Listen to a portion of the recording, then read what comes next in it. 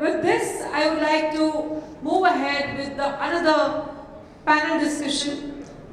This is a panel discussion which is on the topic from passion to industry, building the future of sports in India. I think we had very good thoughts on this already from some of our speakers during our last discussions, but this time, with a different purpose, we are going to invite them. Well, it is said that in every game, a story is told, of courage, of dreams, of hearts to be bold. In India, the spirit shines ever bright. Through sports, we rise the greater height. Sports have always been more than just games. They are the reflection of our nation's spirit, determination, and unity. Over the years, India has made remarkable progress from traditional sport to digital arenas. Yet, the journey towards becoming the true sporting powerhouse is still evolving. Today, we explore the opportunities, challenges, and the path ahead of Indian sports. And to lead the discussion, we have with us the moderator and a few panelists. I would like to request our moderator for the day, Shri Gopalakrishnan R. Shri Gopal sir to please join us on the stage, and along with that, I would request Ms. Ajita Shashidhar ji to please be here, Mr. Jeevan Mahadevu ji, Mr. John Gloster, and Mr. Kshitij Patil. Please join us here, and meanwhile they be here, let me introduce our moderator for the day, Gopalakrishnan R, or the way he prefers to be known as Gopal. So Gopal sir is an award-winning media professional. Please take your seats. Thank you so much for being here. Gopal sir is an award-winning media professional who has been covering Indian basketball for more than 15 years now. He is also the founder of India's first basketball news media company, Ekalavyas. In addition to being an independent writer for numerous reputed publications including FIBA.com, NBA.com, Hindu Business Line, Sports Illustrated India, Scroll and Carvan, I think he has been one of the pioneers of highlighting sport in Indian context. Thank you so much, Gopal sir, for agreeing to be the moderator for the day. Over to you. Let us talk about how basketball is going to change the world, and of course, what is the state of sports in India? Over to you, sir. Thank you so much. I've been covering basketball for about 15 years now, and we are taught, with my fellow media person here, also senior person here, we are taught to be very objective and detached. But every time I come across hi-fi, you sort of break the walls. You make me believe again in the power of sports. So congratulations to hi-fi and to everything, all of you and all the partners here have achieved. It's been phenomenal looking at the journey over the last 10 years, which has been sort of compressed in the last 3 hours or so. So congratulations to all of you, and thank you so much for having us here. I'm not sure what value we can add, because we have learned, I think, a lot more from you than probably what we can contribute here. But let me introduce my fellow panelists. We have, of course, starting on my right, we have John Gloster. Personally, I remember reading his name a lot in the paper. Back when there was no digital media. He accused me of making him seem very old. But I remember John Gloster very vividly from my school days. Right? He's an Australian sports physiotherapist with over 3 decades of experience, including as a head physiotherapist to the Indian cricket team and the Rajasthan Royals. And he's currently the director of sports science at Go Sports Foundation and a leading voice in sports medicine and performance in India. So thank you, John, for joining us. On my far left, we have a very senior person from the media industry, Ms. Ajita Shashidhar. She's a seasoned business journalist who actually covered hi-fi also, I believe. And she has deep expertise in consumption trends, diversity, CSR and sustainability. She's passionate about uncovering stories that shape India's business and social landscape. These are very big words. We're going to break it down and we're going to see how it applies to sports. On my left is a personal favorite of mine, and I'll explain why. Because Jeevan Mahadevu is a founder of Lakshyan Academy of Sports in Bangalore, where also I am from. is dedicated to nurturing grassroots talent and building future champions through holistic training and athlete support. Why I'm a fan of him and telling him this on stage is because he was also with Ather as their lead engineer, and he brings a lot of science, literal science into sports, which I think is something we in sports industry needs. And then on my right here is Kshitij Patil. He's a Vice President, Physical Literacy at Dani Sports Foundation. We had ma'am here before. So Kshitij is going to explain to us what physical literacy means. And he's been leading initiatives to develop physical education and sporting excellence through public-private partnerships and grassroots programs. He brings deep insights into building sustainable sports ecosystems and fostering physical literacy across communities. So thank you, Kshitij, and thank you all of us for joining. So I'm going to borrow, in terms of structure of this panel, I'm going to borrow from Anshul before me. Right? It's going to be in 4 quarters, but there's going to be one difference. Since this is the last panel, we're going to follow something called the running clock, which basketball committee will know, right? Where it's not a stop clock. We're going to go quickly, and we're going to try to finish this panel. So I know it's been a long day for all of you, so we're going to get right at it. So these 4 quarters, we're going to discuss, obviously the discussion of the panel is from passion to industry, right? How can we unlock the value of Indian sports? So today, over the last 4 hours, we've seen a lot of passion on display. And hi-fi also, the reason why hi-fi attracted me is because Sundar sir, through his background building a tech company, he's been incorporating all his systems knowledge into a sport like basketball, right? And I find it fascinating on how he has designed, obviously along with Usha ma'am and Ramaswamy sir, in terms of how, because you don't get to train 4,000 kids every day across 8 states on passion alone. You know, there are systems, these are not very glamorous because they don't sort of hog the headlines, but systems are what help you sustain and drive excellence and consistency across different age groups, genders, states in a diverse country like India. Right? So the first part of this, or the first quarter, will be to understand where are we lacking in terms of Indian sports. Is Indian sports an industry, or is it still passion driven? That will be the first part of it. The second one will be where we are going to try to get some suggestions from all of you in terms of what are the steps we can take to transform Indian sports, specifically non-cricket team sports, right? Because non-cricket team sports, the moment you add team to it, success becomes a lot harder at the international level, especially when you look at sort of Western team sports where you have more than 80, 90, 100 countries participating in a sport like basketball. Obviously, there's always this question people have, right? Are Indians tall enough, athletic enough for basketball? So in basketball especially, this matters. And the last 2 quarters are going to be sort of very quick answers.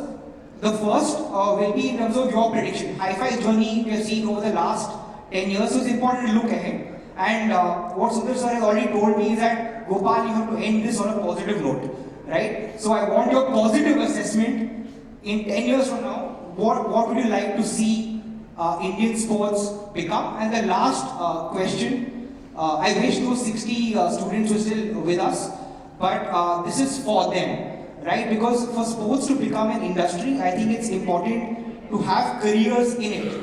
And everyone here on this panel, in some way or the other, you are directly or indirectly working full-time in sports, or in case of ma'am, through media, which is like everything when it comes to promoting sports, right? So we're going to give some quick career advice in terms of the aptitude, skill sets, or suggestions that you have for these kids in terms of how to marry sports with whatever else they are passionate about. So starting with the first part of this conversation is Indian sports not an industry yet? The first thing we've seen in all these news debates, right, there are always right-wing, left-wing, centrist, all these arguments that happen. It's mostly because people don't agree on a definition. If you decide what the argument is going to be about and define what it means, you'll realize there's no right-wing, left-wing. It's all about execution systems, right? So I would like to start with Ajita ma'am. Through your experience as a business journalist, you have covered multiple sectors. So what have you seen in all these different sectors, that that would you say would constitute a viable industry? And specifically in the context of sports, would you agree with the statement that cricket is an industry, but maybe other sports in India are not yet there? Cricket is religion and it's an obsession in India, so let's not talk about it. But when it comes to looking at sports as an industry, I've always been a business journalist, like almost for 30 years now, and each time we do a story, we are encouraged to, ask. Each time I interview someone, we ask all tough questions about revenue targets, about profitability and things like that. But whenever I've worked on a sports story, to be honest, not too many of them, because business of sports is emerging now. But whatever little I have done, and when I have kind of met people like Hi-Fi and met organizations like Hi-Fi and interviewed Mr. Sundar and things like that, it's actually been inspiring the kind of work they're doing, because they're doing the basic work of mobilizing talent, getting talent from the grassroots, encouraging them to come and play a sport, making sport a way of life. And I think that is the first step. And also there are interesting public-private partnership models which are coming in. So, and the kind of work Ekalavyas is doing. So it's all in a very, I would say, we're taking baby steps now. And I think there's a while to go before we actually become an industry. Physical together with the technical. Because there's no doubt that in many sports, the subcontinent, the Asian players are far superior technically than most others on the planet, particularly in sports like hockey, cricket. There's so many sports, but we've always lacked the fitness piece. So my job has always been to take them to the next level on the fitness front. And I think the bigger picture beyond that is then how is that going to benefit the rest of the community? And see that filtering down into everybody embracing fitness and wellness as part of their daily lives. So the changes for me, we can't deny that the IPL was a watershed sporting moment, not just a cricket moment, but sporting moment in Indian history. And I was there, fortunately, with the Indian cricket team when we won the World Cup in 2007. And on the back of the impetus of that, and I don't think the IPL would have been a bigger success as it was if we hadn't won that 2007 World Cup. And that was the seismic shift that was required for people to believe.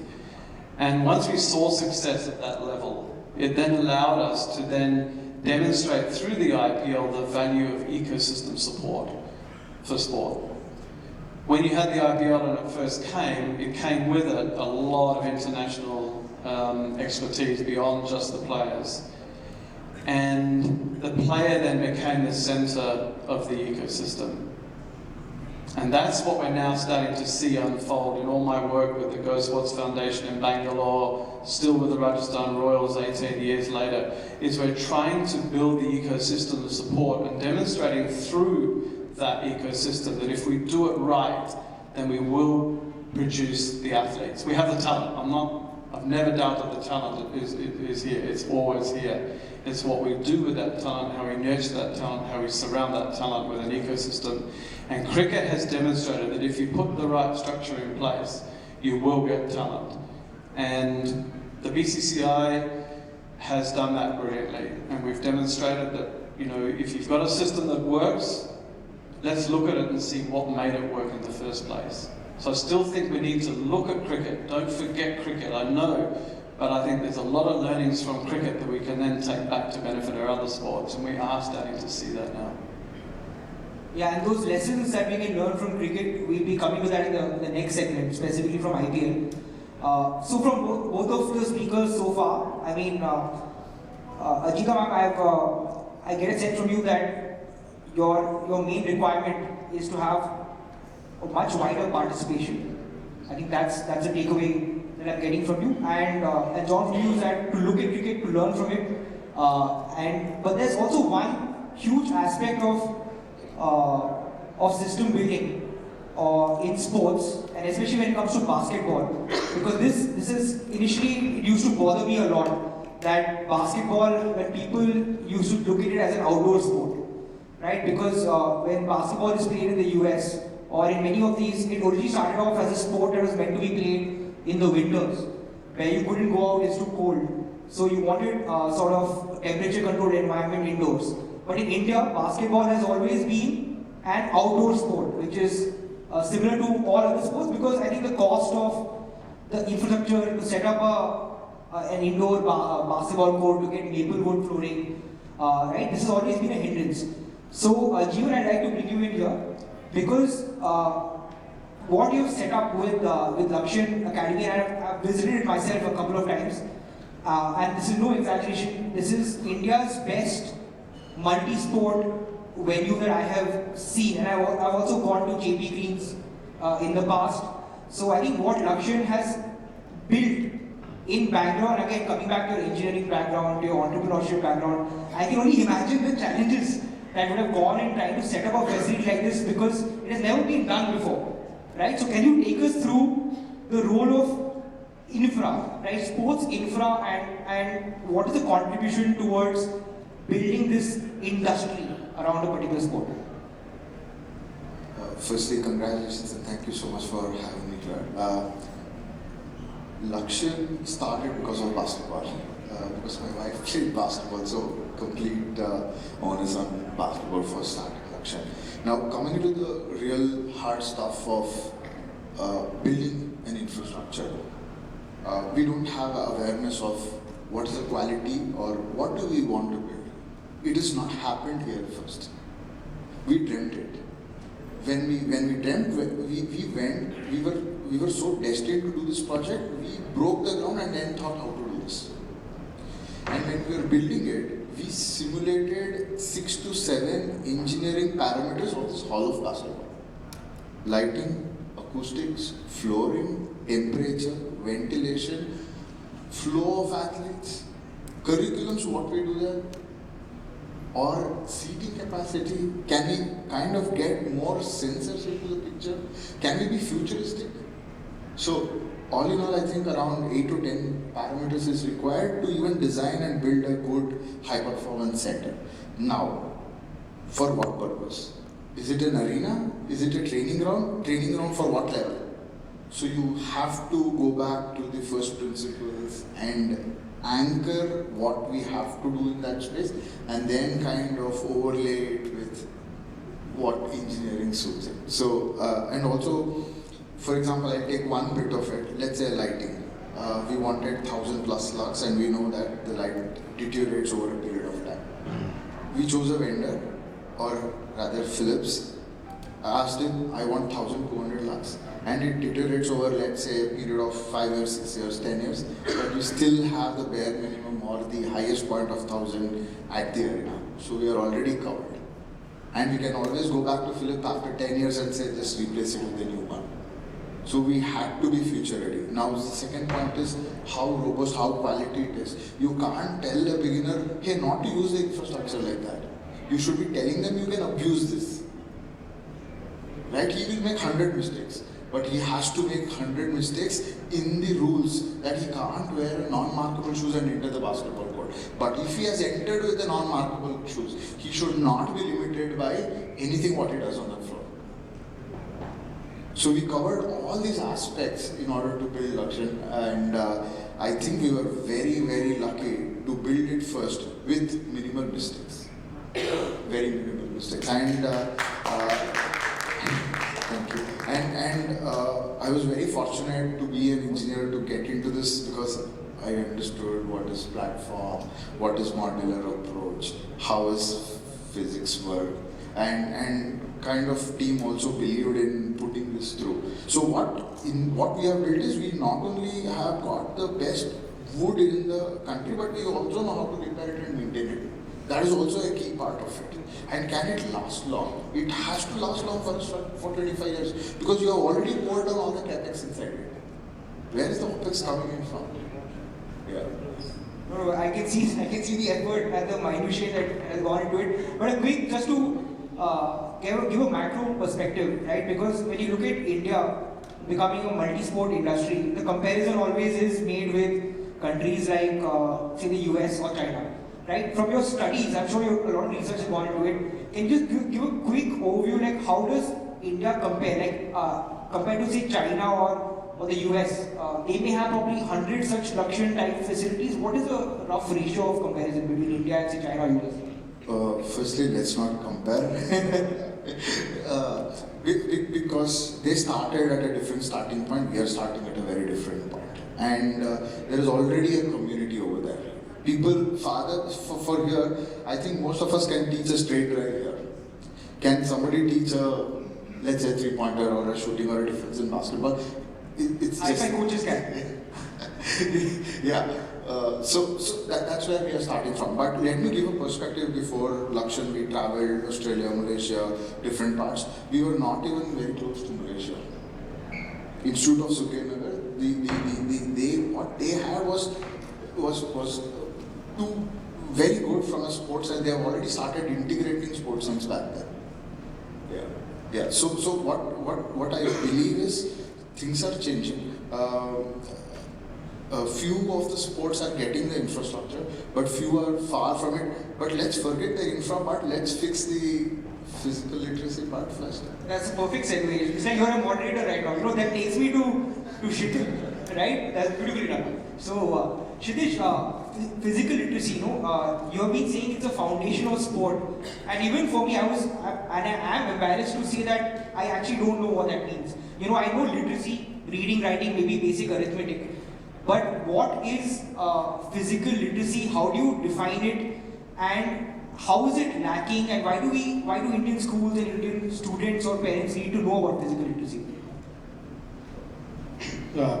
Congratulations again, first of all, Sundar sir, Usha ma'am, Anshul, and thank you for having me here. I think being on this panel, again, I don't want to take the same moment, but reading your name in the newspaper back in 2007. And I had just finished college then, and India wins the World Cup. But so honor to be here, I think, with all of you and with, of course, all of you as well. Physical literacy, again, I would say that as they have been pointing out, I'm not an expert of physical literacy. The only thing that we have been trying to do for the last 10-15 years is to get physical education and physical activity into mainstream schools in India. The idea is for every child to have their right to play. Like right to education was introduced in India, and I think all of us in India will understand this more with the education metaphor, that right to education was introduced in 2009, and since then every child has to go to school from 6 years to 14 years, free and compulsory education to every child. I think on a similar lines, the idea was to introduce the right to play, right to physical activity for every child within the school time, and doing that through the government schools network in India. Of course, because more than 98% of India is covered through government schools. There are more than 130 million children in India in the school age group. So what John has been saying, what Ajita ma'am has said, and everybody has said it, and I think I don't really need to say anything because everybody has already advocated for it. If I go back 10 years, then physical literacy, even physical education, if I ask in the room, how was your physical education class when you went to the school? Would you really like to remember? I think sir was mentioning about the social science teacher who made them play football, but these are exceptions, far and few, right? All of us were made stand in the line and do some stationary movements, and that was really not a fun or an enjoyable experience as a child, right? So education, rather than becoming a traumatizing experience, how can physical activity become more fun, more inclusive, where all the children can play with each other, learn from each other, build a camaraderie with each other, right? Girls and boys playing together, breaking the gender boundaries. So all of these ideas we started exploring, breaking, and integrating physical education into the school curriculum. Right? The idea was to not separate education from sports. The idea was to make sport an integral part of education. So numeracy, you are talking about literacy. Your literacy is fundamental skills to communicate in any language. Numeracy is to fundamental arithmetic skills of knowing the numbers, knowing the arithmetic operations. That is when you learn advanced mathematics. Pretty much similar physical literacy is to know fundamental physical movements, what even John was talking about. And whether all children, all people know about it. And again, wherever the credit is due, Dr. Margaret Whitehead, who's the pioneer of physical literacy in the world, she introduced the idea in early 2000s, and how she defines it, if I remember the definition correctly, physical literacy is the ability, competence, mindset, and knowledge, I think if I'm correct, to remain physically active for life. So it is not only about children being physically active, but across the age groups, all adults, even the senior citizens, being physically active, being aware of their body, being able to perform fundamental physical movements is the idea of physical literacy. Having that motivation, having that confidence within yourself, on your own body, to be able to, will I be able to jump from this platform? Right? Do I have the confidence in my body? Do I have the ability in my body to do that? That is what physical literacy is. And yeah, so that's the idea we're trying to spread across through schools, through kids, and of course in India, so keeping the child at the center. We talk about building the systems, which is the education system, or even the sporting systems in India.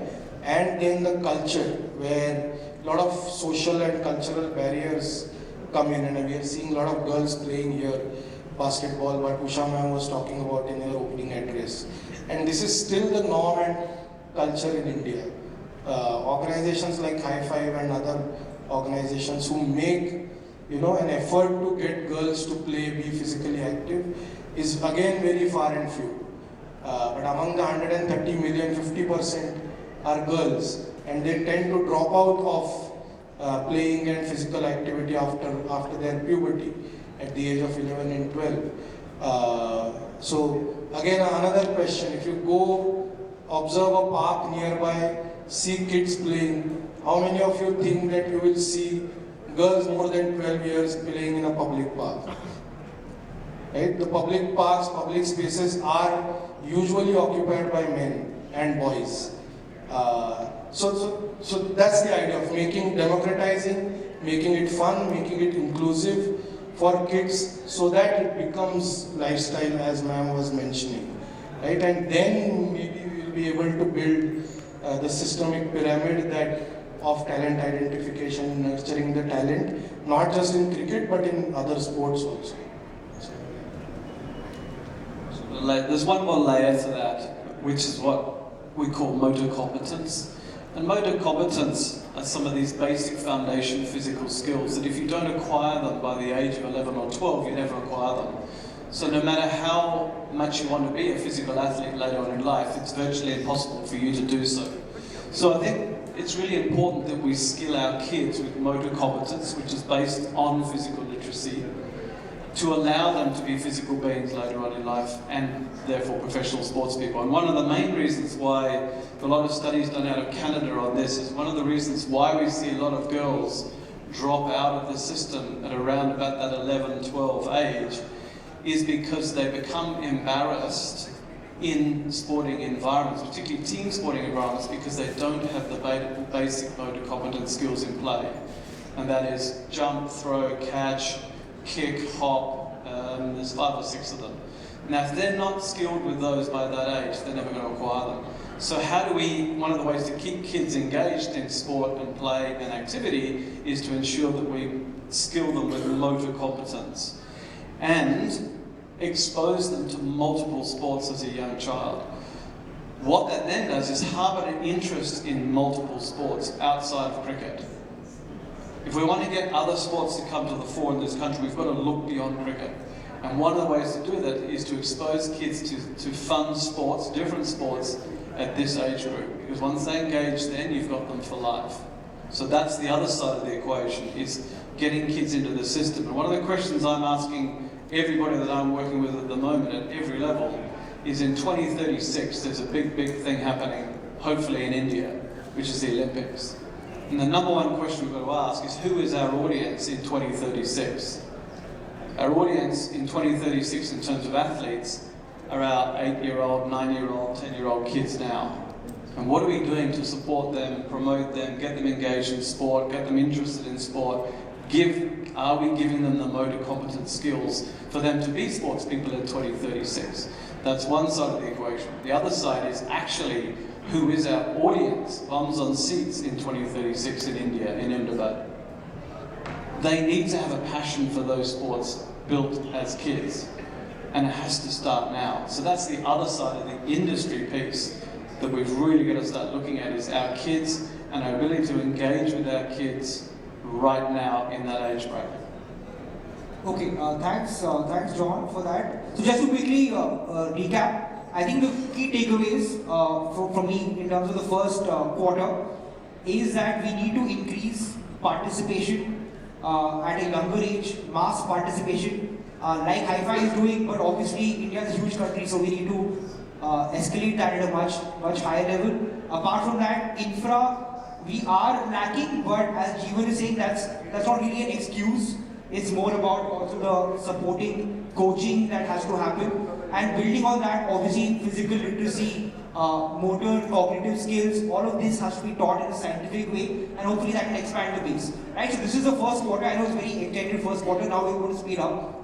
Right, so Kshitij, I'd like to stick with you, because even the previous panel discussions, even Sundar sir spoke about how sports is considered a second-class citizen. Right? I want to understand from you, because obviously at a macro level it sounds great, physical literacy introduced in schools. But can you take us through what is the response mean when you go to a school and when you try to tell them, hey, physical literacy, and they're like, see man, we need to get our academics sorted. Physical literacy dur ki baat hai. So can you take us through the practical sort of situations where the kind of response you may get from parents or teachers or schools saying that there's no future in sports, right? Why should we spend more time? Because even now in 10th or 12th, this PT class is the first casualty that becomes an extra, maths tutorial or something, right? So even those 1 hour per week or 2 hours per week that is dedicated to physical literacy is sort of given away to academics. So can you take us through some challenges that you have faced, or Dani Sports Foundation has faced, in terms of changing the culture that you said around physical literacy in school? No, certainly. So schools is a challenge, and I actually don't blame them either. The school education system in India has gone through a massive shift in the last 20-25 years. The access has grown. We have a primary school every 1 kilometer, even across tribal, rural areas in India. So naturally and historically, the priority has been given to having a mathematics teacher or an English teacher over a physical education teacher, right? So, and there is public data, there is government data available, and all of us know what is the percentage of schools that have dedicated physical education teacher. Now get some other teacher to do physical education along with their, teaching mathematics. Why don't you also, make children play a little, right? So that's the kind of status we are in. I don't think more than 15% schools have dedicated physical education teacher, and most of the states have a teacher in higher secondary schools, which is schools that have grades more than 10. So grades 11 and 12, if the school is from grade 1 to grade 12, that is when a school may have a physical education teacher. But if the school is a primary school, say grade 1 to 8 or grade 1 to 5, that school will definitely not have a physical education teacher, and that is the age group where the kids are growing up, where they need to be physically active, right? So the idea is, why children learn mathematics? Are they questioned with, why do you need to learn maths? You are not good at maths, don't play maths. Don't study maths. But it happens with play or sport, right? No, he's not good at playing. Let him rather study. He can't jump, he can't run, he can't catch the ball. Girls, of course, as what John also said. So changing that mindset, like I said, making physical education, physical activity as integral to education as, say, a mathematics or a science or a social science or languages, right? Each of the pedagogical disciplines have their dedicated objectives. With mathematics, children are learning numeracy. With science, they are learning to think in abstract. They are learning to, right? So in language, they are learning to communicate with each other. Similarly, physical activity, physical education has its own learning objectives within the education system. So it adds to the overall, the holistic development of the child. And that is the perspective that needs to be brought into the schooling system. People have started understanding this. I think people at the leadership level, at the policy level, if we look at the national education policy that came out 4 or 5 years ago, there is a sports policy that has come up a few months ago, which now talks about broad basing of sports and physical activity, access and participation of children at all levels. So at policy level, the conversation has started happening. So I'm sure that in a few years' time, and maybe to respond to your next question of 10 years, we may see the policy being implemented also on the ground. But yeah. Okay. No, thanks for your answer. But again, coming back to think of it from a perspective of a child or the parent, right? Okay, assuming a child or a student learns physical literacy, eventually 10th, 11th, 12th is either going to be engineering, medicine, right? That's usually where the bifurcation happens. So this is where I want to get Jeevan in, right? Because Jeevan has done that route, right? You've gone down that road. You've actually done engineering at a very high level. So I want to understand from you, and this is something no one really talks about, the importance of the scientific method.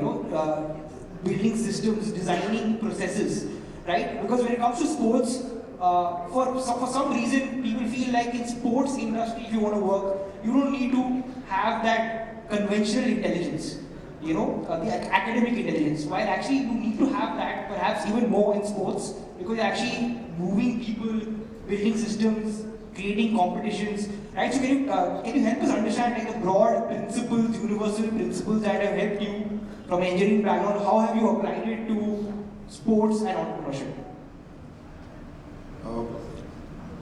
Chasing everything from first principles has been the go-to thing, right? And can you explain what is first principles? Yeah.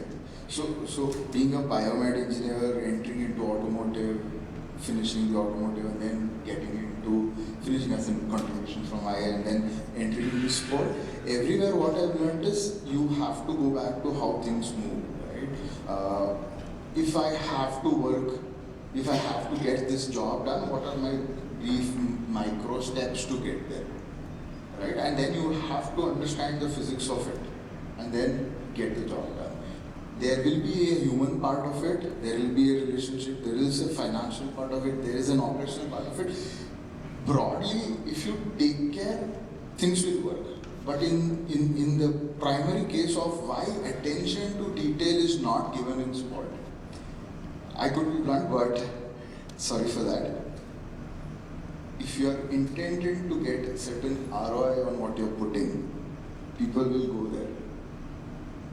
If your ROI is not there, then there is only passion, and then there is only you have to while that time and then go to the next thing. So if somebody has an interest, he or she would have gone into that detail, and industry would have also taken care of that. Today, why do we have a wicket-keeping coach, batting coach, bowling coach, then fielding coach, then there is physio for a particular bowler, physio for a batsman? There is so much attention to detail. Why not? There is a shooting coach, there is a defense coach, there is a guard coach, there is a rebound coach in basketball. Why there is a coach? This is where I'm coming from, but it's not very tough to build. You can build it. People have built it. And you can build it in an Indian manner. right? There is a Chinese style of Indian, right? So why don't be this sports style of Indian? Why not? And we are all gearing up to it. It's very exciting. It's very exciting, yeah. No, so that's wonderful, and defining ROI, I think that sounds very basic, but it's so fundamental. You need to have a target to get you want to aspire to reach it. And again, you were talking about bowling coach, fielding coach, so and also individual bowlers having physiotherapists. So obviously, I have to get John in at this point. I'm sure physiotherapists are needed for every player, strength and conditioning coach. But John, this is where I want to bring in your experience from the IPL. In India, and specifically because it's a very basketball crowd here, I would like to imagine, there have been field leagues. At least 3 different professional leagues have come up in basketball and they have all disappeared, right? But at the same time, you also had successful leagues in other sports like Kabaddi. ISL, the jury is out in terms of is it commercially successful, but the fact is every club has a huge fan following and it is a very loved league, the ISL. Then obviously you have the ultimate table tennis league, and so you have 3-4 leagues that are working. But what is it that non-cricket sports can learn from IPL and those below the radar things? Because obviously cricket is a religion, we know that, it's an exception. But that takes away the work that IPL and BCCI has done. They're actually building systems. They're not just sitting and being happy that fans are going to come no matter what. So can you help us understand some of these little sort of below the radar systems that we have got unnoticed in IPL and have allowed it to succeed 18 seasons? Yeah, but that's a really tough one, and we're always going to ask those questions here because cricket does dominate so much. And so it's almost unfair to some of these other sports. But you've got to look at what works and the ones, like I said, what has worked for cricket and break it down.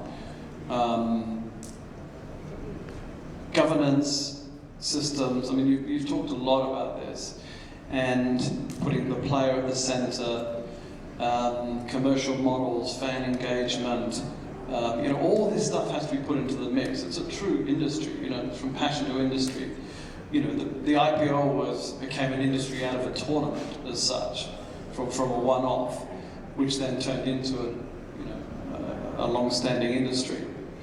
But if you want to just step back and look at what the world is currently seeing in India at the moment, beyond the economic side and the powerhouse economic side of it, we have become a bit of a focus for world sport at the moment, believe it or not. We need to take advantage of that. And one of the reasons being is that, and again, I'm coming back to cricket, I'm sorry, but the IPL is now the most valuable sporting property on the planet. It's just overtaken the NFL, which is unbelievable, which means that there are a lot of people, and I know this because the Rajasthan Royals is a wholly overseas-owned franchise. And I've just come back from spending a week in London at a leadership offsite there with the franchise. And it's incredible the focus from an investment perspective into the industry of cricket in India that no one knows about. They don't know what cricket is, but they know it's the biggest sporting property in the world and they want to be a part of it. So we've got to piggyback off some of these other successes that we're having on a global stage. So that's one piece, the industry, and then you look at the value we place on the player. We've got some of the highest paid athletes in the world playing the IPL. We've got players on, $4 million US for a 6-week job. They're some of the highest paid athletes in the world. So yes, I know money is at the centre of a lot of this, but what the money then drives is the ecosystem around it. And that's ultimately what makes these leagues survive. So I think we've got to appreciate the fact that we are in the global spotlight for sport at the moment. So cricket being one, putting our hands up for 2036 is the other. Putting our hand up for the Youth World Olympics in 32 is the other. Commonwealth Games coming up as well. We've got now Olympic gold medalists. So suddenly people are looking at India not just as the economic global powerhouse, which we are, but beneath that, we're starting to see a reflection of that in our sport. And if you look at the other global powerhouses economically, they're also global sporting powerhouses. And I think that's the piece that we need to get excited about moving forward. And that's the piece that, with some of these leagues, I think you've just got to hang in there and be patient. Develop those systems I talked about, put the emphasis back on the player, bring fans into the equation, build out your technology platforms to support the whole thing. And if you've got patience, the IPL's had patience. Trust me, the IPL for the first 5 years wasn't great. But now they've gone from valuations of, Rajasthan Royals was $67 million when I turned up in 2008, and it's now 1.2 billion. So if you hang in there, it will change because there is a global focus. And when you have a global focus, it means you've got global sponsorship eyeballs. And at the end of the day, that's what drives these babies, is international, not just domestic, international sponsorship. So I think, it's a huge conversation, but I think we'd be silly if we didn't take advantage of the visibility that Indian sport has at the moment. And it's only going to get bigger with our emphasis on 2036. So that's why all these conversations, excuse me, are so important, and particularly to me, because I sit at the pointy end of that sporting pyramid, but my heart and soul lies at the bottom of this pyramid, because we have to fix that piece first. Otherwise, the top part is going to fail every time. And that's why this platform is so important in one sport. If we can start building out these platforms across 4 or 5 other major sports in this country, then I think we're going to be really, really special. Alright, so the next 10 years are going to be very exciting because of all these events that we'll be hosting. So hopefully that will help speed up a multi-sport industry in India. So I think that sort of sums up what you just said. Yeah. And 2036 is hugely ambitious. I know that, and I don't know. I've been part of some of the bid processes for some of these Olympics, and it's not just about having, the biggest checkbook to host the Olympics. There's so many other criteria that you have to meet, from sustainability to best practices to health and safety to infrastructure to support networks to medical systems to research bases to sporting institutions. It's unbelievable the criteria you have to meet to qualify for a bid for an Olympics. That's the piece we have to fix.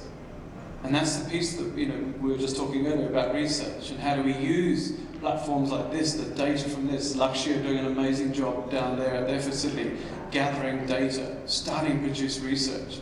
The strongest sporting nations in the world are the ones that have the most solid research bases in their sports institutions. That's the piece that we have to fix now. That's the piece we can fix, because we're very good at it. But that's the big picture stuff. So, as I said before, look at our audience in 2036, look at the pathway we've got to get there, and start thinking about the ecosystem rather than just the individual athlete. Got it. Ajita ma'am, so you've been listening to all the other panelists, talk from a very, very hardcore sports lens. But there's a saying now, especially in the sports media or in the media industry, is that now the competition for eyeballs is not between sports. It's between, say, watching sports versus watching, say, Netflix. Right? So from a media perspective, lens ma'am, what will it take for sports to maybe get more coverage, especially non-cricket sports, to get more coverage in the mainstream media, whether it's business publications or even generally, is it something that the sports industry should be doing in marketing itself better? Or how can it attract mainstream media attention? Because I'm sure that is a big piece of this puzzle, getting more people aware, or the fans. I think it's going to take a while for sports other than cricket, because cricket is all over the place. So I think it's going to take a while. As a journalist, instead of talking a lot, I talk a lot more about grassroots sports, about promoting grassroots sports. All my stories that I do, I recently put together a story on what Tata Trusts is doing in badminton in Mizoram. So that was like, apparently every church in Mizoram post the mass, they have a badminton ground there, and people are extremely passionate about badminton over there. So what the Tata Trust has done is they have started these community development centers. So the first round was they trained a few coaches, and then the second round was, they got a lot, they ensured that everyone had a skin in the game. So they got these communities to own their badminton court, and all the Tata Trust would do is pay for the shuttlecocks and sponsor their trip for the training center to participate in tournaments. And they also kind of partnered with the Pulela Gopichand Academy for the coach training. And when I talk about skin in the game, they actually created a business model there, wherein anybody who came to get trained over there had to pay a fee. It could be as low as $100 or even $30 in some places apparently, but everyone had to pay. And that pool was used to develop the ground, the courts, and also some of them, the communities which managed to get more funding, they also ended up paying for the coaches. It would be like a 7,000, 8,000 rupee a month, but they would pay for the coaches. So, I find stories like this far more interesting, because if I were to do a story, ask anybody about the business of basketball or business of volleyball, I don't think I'll succeed in getting too many eyeballs. I would first rather write about how sports is being developed at the grassroots level. And also, there are interesting public-private partnerships which are happening, and one of them is in Odisha, wherein they have these high-performance centers. And the whole idea was of putting them together. I was talking to the government, people at the government, some of the government authorities there, and they said, we can set up the infrastructure, but when it comes to training, getting the best of coaches, bringing in the softer skills, we can't do it. So that is why they decided to partner with corporates. So Reliance kind of owns the athletic high performance center. Tata Group owns the hockey high performance center. So I really believe in telling these kind of stories rather than looking into balance sheets of leagues other than cricket, of course. When it comes to cricket, there's a whole business model in place there which we can talk about. And of course, as I said, there's lots to learn from that. So, that is my way of, I don't know, maybe a little unconventional way, but I believe. No, I love it. I think that's very insightful. The non-cricket sports should not focus on the revenue part of it, but on the impact, on the individual impact of that particular sport. So this was the end of the first half, so now we're going to get into a very quick sort of rapid fire second half, where there are just, the third quarter is in terms of 10 years from now, because this hi-fi is 10-year journey. So 10 years from now, if we just start left to right, where would you like to see Indian sports 10 years from now? Us winning medals in Olympics. in every perceivable sport. A good alignment of sports science and grassroots while creating pipeline of athletes in each sport. I think every child playing and happy. Yeah, every kid having access to physical education in the school system, and then at the other end of the pyramid, I want to see us realistically challenging for medals in the Olympics, which will be in 2 years' time. Awesome. And the last question, which actually is the most important question, is that a lot of these hi-fi kids, obviously many of them are being taken up now full-time, they're becoming coaches with hi-fi, but many others, and I think if I'm not mistaken, the NCAA stats is that, say, maybe 3% of students who play sports in school, they go on to play college sports, and from colleges side, maybe 1% of that they end up becoming professional athletes, right? So I think people on this panel, especially, you have combined your passion for sport with another related aspect, right? In your case, it's physiotherapy. So, using your example, can you just tell us in terms of what is the aptitude that's needed for someone to choose your respective profession, whether it could be media, it could be entrepreneurship, it could be policy governance in your case. So because I think that would be a great clue for the kids at Hi-Fi, that maybe they can consider this as a career, and how should they go about it? That's how I became, that's how I entered the world. Not able to make the peak of the sport professions, and then found the best way to be involved and create value for the sporting ecosystem. So for our kids, we need to show viable opportunity. and that's the best thing about certainly my profession, sports physio, sports medicine, sports science, is that there's very, very viable opportunities in this country now, and the value is not only seen, but it's expressed commercially as well. So first of all, we need to demonstrate the value for them. And the other thing is as we move forward towards 2036, we need more and more and more of these resources in the system in order to support the more and more athletes that are going to be coming through, because our pyramid, base of our pyramid is getting bigger and bigger and bigger. So in my world, 100% I'm going to be encouraging kids to take up sports medicine, sports physio, sports science, because without it, that ecosystem is doomed for failure.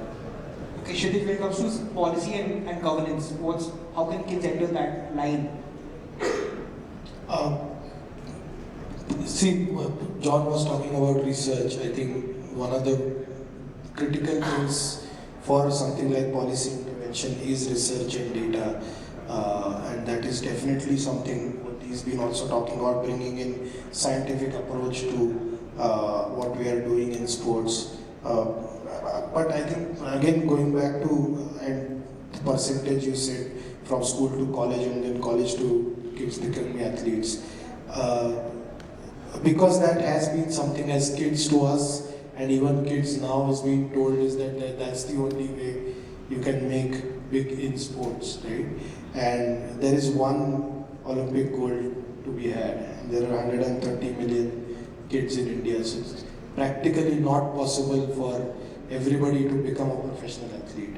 That doesn't mean that the child will not play when he or she is a 6-year-old or an 8-year-old. Right? So what John was saying, we have to, so there is going to be dropout at every level. Kids are going to stop becoming, pursuing athlete as a profession, sport as a profession. What that helps build what kind of skills, what kind of social, mental, emotional abilities to also cope with other careers and life in general. Right? That is one. And two is, again, what are the allied career opportunities? And that's not the kids' job, that is probably our job to kind of create those opportunities and bring kids and more into this, making the passion into the industry. But I think it's not on the kids, it's probably on us to do that and create that opportunity in the next 15-20 years. Okay, Jeevan, one more sort of aspect that you bring, which I think is very important for anyone, but especially in Indian sports, is the entrepreneurial mindset, right? So what is your advice to potentially, there are future Jeevans among these hi-fi kids who may have some really innovative ideas, which are out of the box, which don't currently fall in the existing systems in Indian sports, very rudimentary. So what's your advice to them? Because I would imagine something that you do is very capital intensive. So how can kids from, say, background like the kids in hi-fi are, how can they emulate something that you have done? I personally believe that capital comes in the later part of it. Proving a concept, like a POC or something like that, should not take a lot of things. But in sports, I believe going very, very niche and very, very detailed, going to that bottom and searching for value could be a lot of interest, because everybody needs that one edge which will make him perform or the team perform better.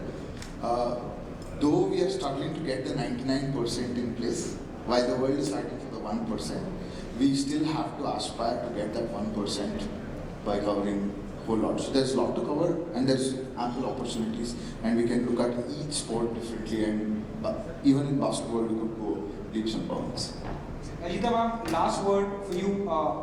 For those trying to consider a career in the media industry, because obviously, like you said, it's all about storytelling, and there are many passionate people who want to convert that passion into storytelling around sports. So what's your advice to young boys and girls who may want to enter the media line? I think there are very few sports journalists in the country. You may be one of the few.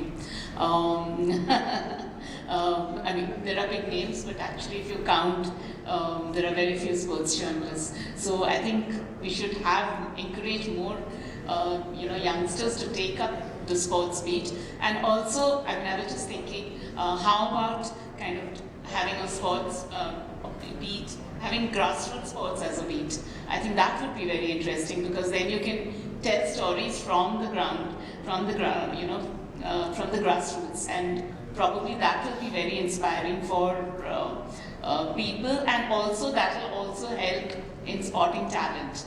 So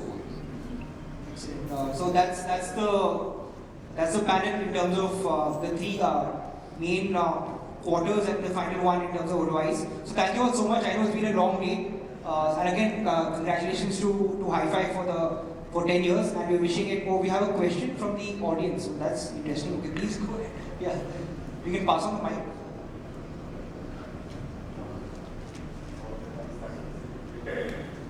We would take only one question as of now.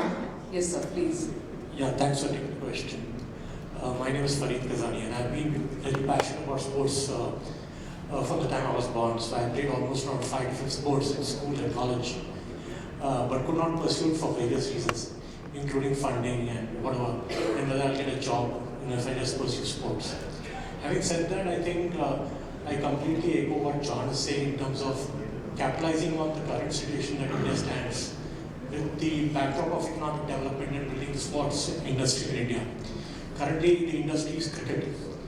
I think one of the suggestions that I can give is it will not happen unless funding comes to build infrastructure across the country, because there are players across India that can be nurtured. One suggestion, and I think I'll request the journalists to do, is to kind of write to the ministry, okay, to kind of encourage participants at the private sector, which means from companies. Like Jindal does that in terms of funding certain Olympic players. One suggestion is that 2% of the profit is to be given as CSR by Indian corporates, and that runs into a few $1 billion. Imagine for the next 11 years, you get some allocation of that CSR for sports development, and the ministry should give an additional benefit. Instead of giving the CSR as 1x benefit, if they can give 1.5x, if it is given to sports other than cricket. Okay? So give it to other than cricket and develop all types of sports. If the funding comes from the corporate sector, from the private sector, because I don't think the government has money to give money to sports, because they have lots of other things to be done. It has to come from corporate sector. If it can be given as part of allocation of CSR, if you guys can write to the ministry and make that happen, it'll be wonderful. The next 11 years, few $1 billion will be available for sports. Excellent suggestion. Just to contextualize this, I think Hi-Fi, the team already is aware of this. And even Go Sports Foundation does a lot of work in terms of generating CSR.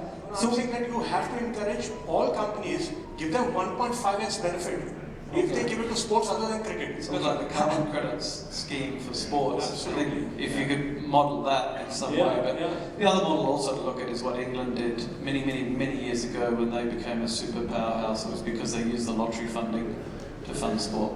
And that was a turning point for them, because suddenly they have loads of cash to build infrastructure, put resources in place, systems, processes. So we need to find something. There's a lot of money out there, trust me. But to find incentives, I think that's really smart. And exclude cricket. Yeah, agreed. But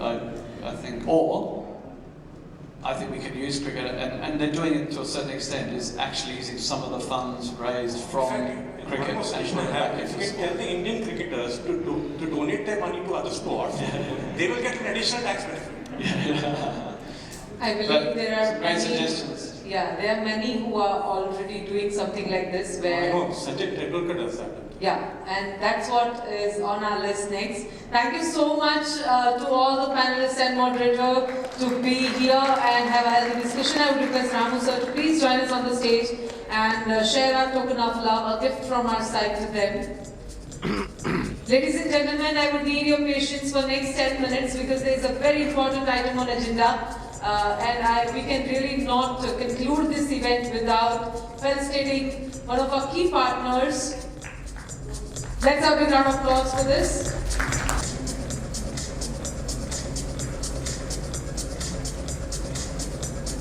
Thank you so much, ladies and gentlemen, for being here with us. I would request you all to please take your seats.